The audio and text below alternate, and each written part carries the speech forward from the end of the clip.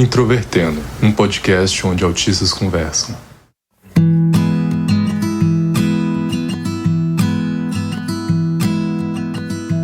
Sejam bem-vindos ao podcast Introvertendo. Hoje nós vamos falar sobre hiperfocos estranhos e bizarros e temos aqui eu, Luca Nolasco. Eu diria que eu não tenho muitos hiperfocos, mas eu sei que tenho. Eu sou a Carol, sou autista e não só de astronomia vive o hiperfoco autista. Olá, aqui é o Maicon. E uma gaivota senciente que fica falando besteira na internet o dia inteiro é um dos meus hiperfocos bizarríssimos favoritos.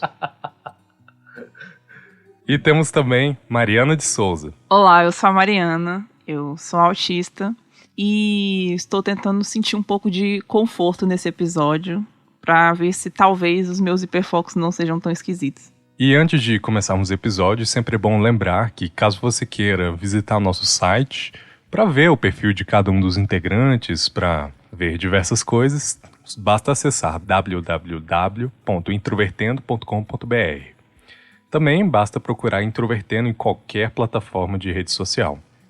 Você também pode nos apoiar no Padrim ou no PicPay, e isso mantém o podcast no ar e ajuda a trazer sempre novidades, como equipamentos e... Se você escuta pelo Apple Podcasts, você pode dar uma nota 5 estrelas, porque isso sempre ajuda a manter o nosso podcast nas paradas e ajuda a manter em notoriedade. Assim sempre pessoas novas vão ver.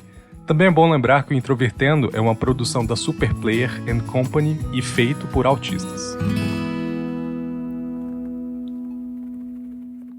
Nós já falamos aqui no podcast antes o que é o hiperfoco, falamos em grande extensão sobre isso no episódio 170, caso alguém queira ver, mas se a pessoa não estiver lembrando, estiver com preguiça de escutar, para vocês o que é considerado um hiperfoco? A minha definição de hiperfoco, mais que qualquer coisa, é um ponto de interesse muito grande, geralmente voltado a uma temática específica, ou um assunto muito específico. Por exemplo, eu brinquei no começo aqui do episódio que um dos meus hiperfocos bizarros é eu ser o gaivota, mas, ironicamente, eu não considero todo esse estigma do gaivota de ser como um hiperfoco, porque é mais um traço de personalidade meu, quase uma personalidade completamente separada, do que necessariamente um hiperfoco. Eu não fico o tempo todo pensando como que eu vou melhorar o gaivota, como que eu vou ser mais gaivota, como que eu posso ser uma gaivota melhor, como que eu posso imitar uma gaivota.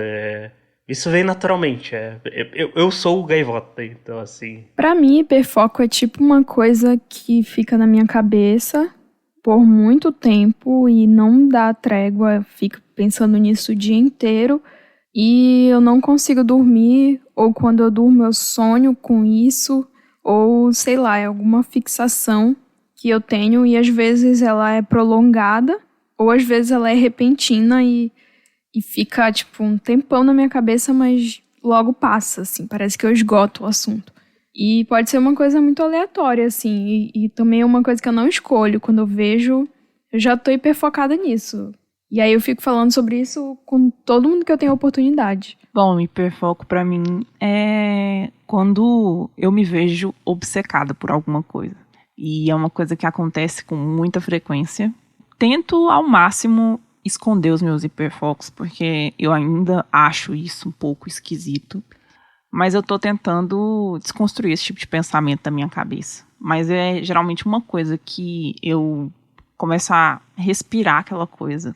Ela começa a tomar partes da minha vida muito mais do que eu gostaria.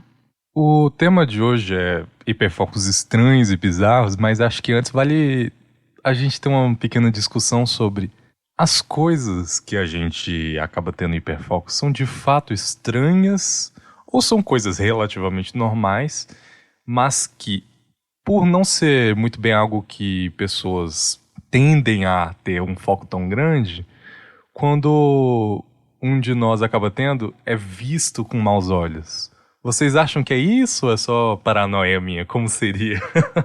Olha, sinceramente, eu acho que algumas coisas são estranhas, mas as pessoas, elas acham tudo estranho. Então, eu acho que em alguns casos, pensando em outros autistas que eu conheço e que têm um hiperfoco e que só gostam de falar sobre isso, as pessoas acham estranho mesmo que isso não seja estranho. Então, se o negócio é realmente estranho, as pessoas vão num outro nível de achar estranho. Por isso que a gente trouxe esse episódio. Porque além de ter a estranheza natural que as pessoas têm, mesmo quando não é estranho, as pessoas acham estranho, existem coisas que a gente até reconhece que é meio esquisito, mas que, sei lá, quando a gente tá com hiperfoco não adianta, porque não vai passar, sabe? Não passa, não dá pra gente dizer assim, não quero mais ter esse hiperfoco. Não tem essa opção, a nossa cabeça fica reproduzindo na nossa cabeça esse assunto pra sempre, até em algum momento parar, né? E se parar.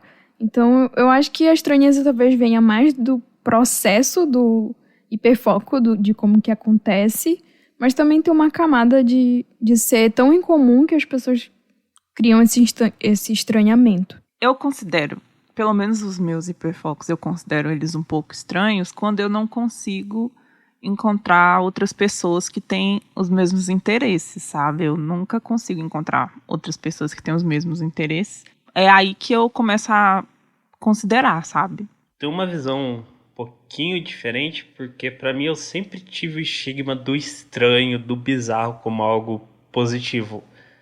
Se algo é muito diferente do que eu tô acostumado a ver, deixa eu olhar isso aí, por que isso é diferente? Sempre foi um ponto assim de curiosidade, só que assim, é algo interessante que quando a gente põe nesse ponto de vista do hiperfoco, algo que eu vejo muito dentro da minha área acadêmica, da biologia e da geologia, que tem coisas que mesmo a gente que tá acostumado já com essas coisas mais de nicho, a gente olha, pensa e... Puta que pariu, eu pensei que já tinha visto de tudo no mundo, mas isso é extremamente estranho, eu não estava preparado para ver isso. Inclusive, quando é algo meio difícil de explicar, de contextualizar, é algo que vai ficar mais claro, eu acho que quando eu for falar um pouquinho mais das nossas experiências pessoais, porque daí eu vou poder dar alguns exemplos e vocês vão poder ver que, mesmo para alguém que está acostumado a mexer com bichos que já estão extintos há muito tempo e já viu toda de bizarrice na natureza, o mesmo com o nosso planeta. O que a mente humana é capaz de criar, é capaz de inventar, é capaz de descobrir, é incrível. A única coisa que eu vou dizer é que é incrível. Tem quem considera aquele hiperfoco muito famoso, ridicularizado às vezes, de busólogos. Para quem não sabe, é o hiperfoco em ônibus. Tem quem considere esse hiperfoco algo bizarro e fica ridicularizando e tudo mais. Mas também é bom lembrar que uma parcela significativa dessas pessoas aficionadas por ônibus coincidem de serem autistas também. Nesse caso, vocês considerariam algo estranho, inofensivo, algo relativamente normal, mas que acaba sendo ridicularizado? Como vocês veem esse caso? Eu quero falar num contexto um pouquinho maior, porque a impressão que eu tenho é que essa questão dos busólogos não está exclusivamente neles. Eu vejo muitos grupos assim, de pessoas, principalmente nessa área de engenharia mecânica. Algumas outras áreas do conhecimento mais técnico tem bastante também, mas isso é muito evidente em engenharia mecânica, que são autistas e têm um hiperfoco específico em algum tipo de equipamento. Ônibus, lá fora tem uma comunidade enorme que é aficionada por trem, e às vezes eu topo no YouTube com vídeos de horas e horas e horas falando, tipo, eu ouvi um que parecia, eu acho que não me engano, mais de 5 horas de duração, falando sobre história de trem. Pois eu também já vi isso. E assim, um modelo específico e assim, 5 horas de vídeo falando sobre a história desse modelo, onde foi usado, como, porquê. E isso assim, praticamente todas essas áreas da ciência mecânica, você vai achar um grupo de pessoas, muitas vezes elas são mesmo autistas, que é aficionada por isso. Eu mesmo já comentei aqui, eu tenho um desses hiperfocos que eu tenho com equipamento militar, justamente entra nessa parte, da parte mecânica. A fascinação vem literalmente de saber tanto a história quanto as características mecânicas, como aquilo funciona, por quê, como foi desenvolvido, qual o objetivo. E assim, por mais que o exemplo dos busólogos seja ridicularizado, é engraçado que quando você passa esse aficionamento para algo que é mais mudando, e é exatamente a mesma coisa, de repente isso fica normal. Às vezes você até parece que as pessoas que estão interessadas nisso não são autistas, são só gente normal que tá interessada nisso. E o exemplo seria carros e motos, tipo. Tem gente que tem esse mesmo aficionamento, esse mesmo abre aspas, hiperfoco, porque eu vou entrar nesse ponto, assim, elas são aficionadas, focadas, conseguem tirar detalhes por detalhes do veículo que elas têm. Às vezes elas vão até mais a fundo do que as pessoas aficionadas em outros tipos de equipamentos mecânicos que são menos comuns, ou arquitetônicos, ou etc, etc. Porém, normalmente isso não é visto como algo anormal socialmente. É tipo, o cara gosta de carro, é o que ele gosta de falar, é o que ele gosta. Ah, o cara gosta de moto, é o que ele gosta. E é interessante quando você passa para esse estigma de que isso é normal, de repente parece ter a impressão de que isso desconecta um pouco do... Não seria um preconceito, mas a ideia de que, o cara é muito focado nisso. Ele é especialista nisso, ele consegue falar com detalhes nisso. Deve ser autista. Eu tendo a concordar bastante com o que o Michael disse, principalmente na fala onde os focos muitas vezes são extremamente semelhantes, mas porque um deles é em algo um pouco menos comum, um pouco mais específico, que ambos, de qualquer maneira, são de automóveis. Ambos têm semelhanças gigantescas, onde muitas vezes a pessoa quer ir até o lugar, quer ver, quer sentir o barulho e experienciar a coisa em primeira pessoa. Só que uma é um pouco mais específica e por isso é muito ridicularizada. E eu vejo até maldade nisso de ridicularizar, porque um é visto como, abre aspas, normal e o outro é visto como algo deviante, algo estranho, sendo que é inofensivo da mesma maneira, eu acho. Pra mim, algo realmente é bizarro e é estranho quando passa a afetar negativamente a vida da pessoa ou de quem vive em volta. Mas como é pra você, Carol? Essa questão principalmente dos busólogos, mas de outras que são ridicularizadas também. Eu acho que uma das coisas que talvez motive esse tipo de ridicularização é que a gente tem a impressão de que tudo tem que ser útil. Então, se uma coisa aparentemente não entra na cabeça das pessoas como sendo algo útil, naturalmente isso é estranho, que não serve pra nada. Então, de que serve a vida da pessoa ela se interessar por ônibus? Eu não sei, mas é porque eu não me interesso por ônibus. E a pessoa que se interessa por ônibus naturalmente sabe o que tem de interessante em ônibus. Então, às vezes, as pessoas não pensam assim. Tipo assim, se a pessoa tá interessada nisso, é interessante, porque se não fosse interessante, a pessoa não estava interessada. E o fato de eu não estar interessada num assunto não quer dizer que esse assunto seja desinteressante. E eu acho que, mais uma vez, a gente tem que ensinar para as pessoas como funciona uma coisinha chamada empatia, que é a gente entender que para uma pessoa pode ser muito interessante isso e deixar a pessoa curtir isso que ela curte, sabe? E eu acho que é muito isso, sabe? Às vezes a gente fica tentando falar coisa que é meio óbvia, assim, tipo, parem de ficar achando estranho a vida das pessoas, sabe? É isso, eu tô nessa vibe hoje. E pra você, Mariana? Eu acho muito, muito errado, mas isso é bem mais comum do que se pode imaginar. Acho que também, por isso que eu tenho esse hábito de esconder. Às vezes eu escondo, nem é realmente um hiperfoco, às vezes é só uma coisa que eu gosto mesmo. Mas eu tenho muito esse hábito de esconder as coisas que eu gosto, assim, que eu tenho apreço, justamente para evitar esse tipo de julgamento, sabe? E, assim, parece quase um hábito da nossa sociedade julgar o que as outras pessoas gostam, o que as outras pessoas fazem ou deixam de fazer, sabe? E, tipo, é literalmente um hobby. Pode ser o que você quiser, sabe? Mas ainda assim as pessoas vão ficar em cima de você e julgando como se aquilo fosse impactar negativamente na sua vida, quando não impacta de forma nenhuma. Isso que a Mariana falou me lembra muito o que acontece com a cultura nerd. Então, tipo, algum tempo atrás, tudo que tinha a ver com o que hoje a gente chama de cultura nerd, tipo RPG e fantasia e essas coisas, super-herói, já foi considerado muito estranho e motivo de bullying. E hoje em dia é um negócio que rende muito dinheiro. Então, parece que a coisa só é naturalizada quando rende dinheiro. Então, as pessoas não acham estranho uma coisa pela coisa em si. Mas como elas posicionam essa coisa diante do contexto social, sabe? E com isso que a Mariana trouxe, já vamos para a parte final, onde a gente vai falar um pouco sobre os nossos hiperfocos, que a gente para e olha e fala, meu Deus, isso é muito estranho.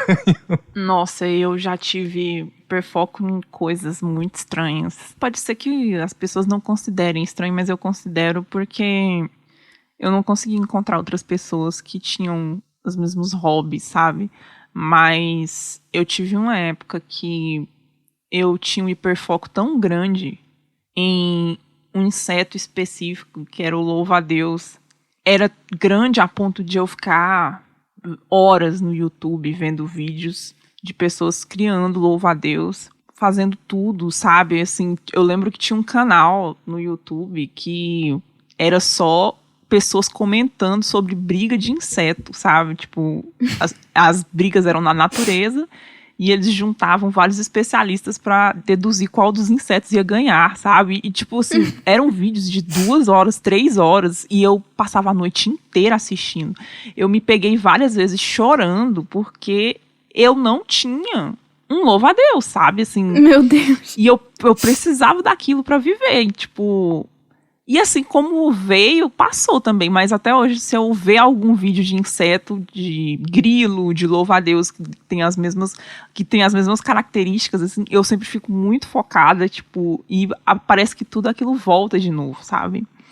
Os nossos ouvintes biólogos agora estão com muita raiva de ter dito que são as mesmas características. Mas continua. Eu também já tive em filmes. Eu tive num filme que... eu assisti ele muitas vezes, assisti ele umas 5 vezes, e eu escutava as músicas do filme no Spotify, eu comprei o livro que tinha a história do filme, e assim, aquilo não saía da minha cabeça, nem um minuto, sabe? Eu ficava, inclusive o nome do filme é Burning, e eu ficava o tempo todo pensando naquilo, tipo assim, não tinha nada, eu tava literalmente tirando leite de pedra, não tinha mais nada pra se pensar sobre aquilo e minha mente não parava. Em músicas, em bandas, o meu mais recente foi reforma de boneca no YouTube. Eu via vídeos de horas de pessoas apagando todos os traços faciais de uma boneca e refazendo todos eles com um lápis mais fino que existe. E, tipo assim, aquilo ali era como, assim, um oxigênio pra mim, sabe? E um detalhe dos bastidores, que talvez interesse os ouvintes, a Mariana pegou as bonecas que minha irmã doou e tentou reformar todas que tinham lá em casa, e pintou e tudo mais. Então, é algo que realmente extravasou só o YouTube. Eu também tive essa coisa de filme, que foi um filme muito específico, que se chama Ela é o Cara. E esse filme não tem absolutamente nada de especial, sabe? É um filme comédia romântica idiota, besta. Mas esse filme ficou tão marcado na minha cabeça, eu fiquei tão obcecada por esse filme que eu assisti ele mais de 324 vezes. Porque eu parei de contar, não sei falar em decimal, 324. Mas enfim, eu assisti 324 vezes e depois eu parei de contar. E isso parece muito esquisito. Eu sei que parece muito bizarro. Como que a pessoa arruma tempo pra ver 324 vezes um filme? Foi na época que existia locadora, e aí eu aluguei esse filme 3 vezes, e dessas 3 vezes que eu aluguei, cada vez que eu alugava, em fim de semana, eu assistia ele umas 3 vezes. Eu não sei por que isso aconteceu, por isso que eu digo que hiperfoco é uma coisa que vem do nada e vai embora do nada, e que não adianta, porque quando vem já era. E não dá pra gente dizer, eu quero muito ter hiperfoco em engenharia. Não dá, porque não é assim que funciona. E aí, como eu não queria ter que alugar de novo o filme, eu peguei o meu celular e filmei a tela da televisão e guardei o filme no meu celular. Então, quando eu ficava estressada ou nervosa ou não querendo conversar com ninguém, eu ia lá e assistia o filme de novo. E eu sabia as falas inteiras do filme inteiro, eu sabia. E quando eu não estava assistindo o filme, eu reproduzia as falas na minha cabeça. E às vezes eu falava em voz alta mesmo as falas do filme. Então, é uma mistura aí de hiperfoco com, sei lá, ecolalia, alguma coisa do tipo, porque foi realmente muito intenso. Isso durou algum tempo, assim. E aí, um dia, a minha prima me deu de presente o DVD desse filme. Esqueci de falar que toda vez que eu ia numa loja de departamento, eu entrava na loja e já ia direto pro lugar onde vendia DVD e ficava procurando todos os DVDs pra ver se eu achava o DVD desse filme. Então, foi bem intenso isso. Eu nunca tinha escutado uma história semelhante, eu achei fascinante isso. E contigo, Michael? No meu caso, eu tenho 3 hiperfocos diferentes que eles basicamente existem desde que eu existo, quase, tipo assim. Basicamente, no momento que eu aprendi sobre a existência desses temas, eles viraram um hiperfoco e tá aí até hoje. O primeiro e mais óbvio é meu hiperfoco nas ciências naturais, especificamente na paleontologia. O segundo é meu hiperfoco em equipamentos militares. Só que assim, normalmente eles sozinhos não são muito estranhos para mim. Eles são um pouco estranhos, na verdade bem estranhos para a população geral. E especialmente quando você comenta que você tem 23 anos e você ainda gosta de dinossauros. É algo bem interessante de se fazer. Mas no momento que eles começam a ficar bizarros até pros meus padrões e dos padrões das comunidades que eu participo, quando eles interagem com o meu terceiro hiperfoco, que é o hiperfoco em world building. Para quem não sabe, world building, ou que literalmente traduzindo é construir mundos, é difícil definir o que ele é, porque é como se fosse uma ferramenta literária em que é usada para construir as bases do mundo, geralmente servindo para uma história, apesar de que tem bastante gente, no meu caso eu incluso, que faz somente essa parte de world building. Eles não têm tanto interesse em criar uma narrativa, amarrar esse mundo dentro de uma narrativa. Eles têm interesse em só ver a criação deles mesmo, e assim, é algo que tem um nível de complexidade que vai, às vezes, de algo bem muito simples. Você pensar, praticamente, toda a mídia tem pelo menos algum nível de world building, principalmente se ela é fantasia. Ou seja, tem alguma explicação por trás do porquê essas coisas são diferentes da realidade que a gente vê.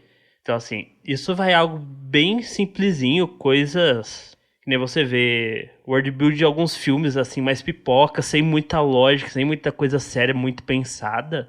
Porém, isso vai, em alguns níveis, vai muito avançado, ao ponto que dentro das ciências naturais você tem muitos cenários de world building que acabam virando exercícios acadêmicos. E dentro dessa área, o que de longe traz uma das partes mais bizarras disso e mais engraçadas, mas que ao mesmo tempo é algo que é muito útil para dentro da academia, principalmente para a gente que trabalha com paleontologia e evolução, que é uma sub-área de world building chamada evolução especulativa. E como o nome diz, é bem literal. É literalmente a gente, cientista já, quer dizer, eu tô fora da academia no momento, mas tem um monte de gente que é, inclusive o pai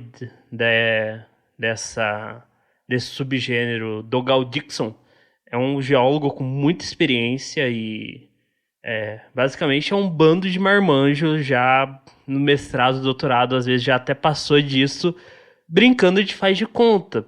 Literalmente o cara senta e pensa, o que vai acontecer no mundo daqui a 50 milhões de anos? O que aconteceria se o meteoro que extinguiu os dinossauros não tivesse ido? O que aconteceria se a extinção do Permiano do Triássico não tivesse acontecido? O que aconteceria se essa criatura específica tivesse sobrevivido a essa extinção X? O que aconteceria se a gente incluísse essa criatura Y nesse cenário Z? É muito útil academicamente porque você permite criar cenários, criar simulações, e o quão mais sério você aplicar isso, você realmente consegue tirar uma boa análise, porque geralmente você está trabalhando com suposições limitadas e tentando extrapolar acima disso. E geralmente quando a gente está trabalhando, principalmente na paleontologia, é exatamente o que a gente faz. A gente tem que extrapolar em cima de muita pouca informação. Então, ter um cenário em que a gente pode treinar esse aspecto é muito interessante. Inclusive, eu conheço gente, eu tenho um colega meu pessoal que fez, se não me engano, o TCC dele, por exemplo, com base em tentar simular a ecologia das ilhas do Jurassic Park. Ele pegou as pouquíssimas informações que dava para tirar dos filmes e dos livros, e com isso ele conseguiu criar um modelo ecológico completo daquelas ilhas. Tipo, isso é algo que, se você está dentro dessa área específica, é fascinante. Porém, também tem o aspecto que é extremamente bizarro, até mesmo pra gente, que é quando isso entra num aspecto mais conceptual, mais até filosófico da pergunta. Isso entra muito em caso com quem trabalha com evolução quem vai mexer com evolução especulativa de seres humanos.